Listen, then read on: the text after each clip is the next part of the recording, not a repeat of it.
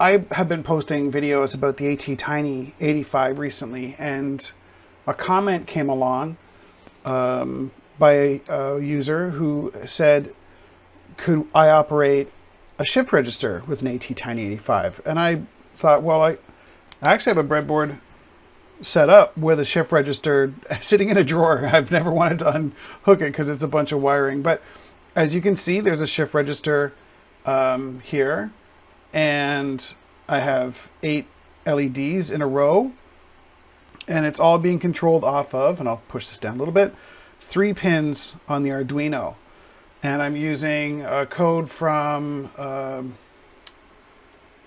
tutorial on arduino.cc. I'll include the link. It's arduino.cc/en/tutorial/foundations/shift out.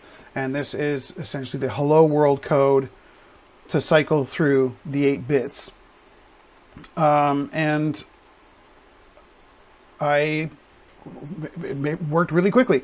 So I believe I can transfer this onto an ATTiny85, and I'm willing to have a go and try.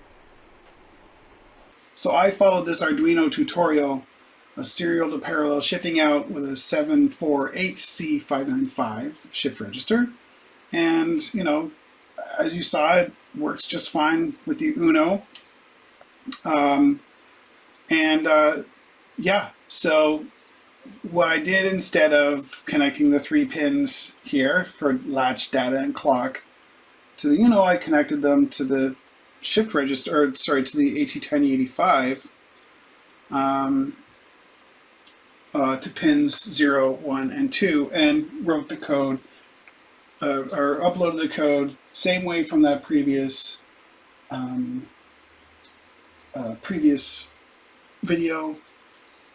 So I don't really need to get back into that, but here it is being powered off of the 5-volt and ground on the Uno, and you can see the 3 pins controlling the shift register and running through the binary shift out on the shift register.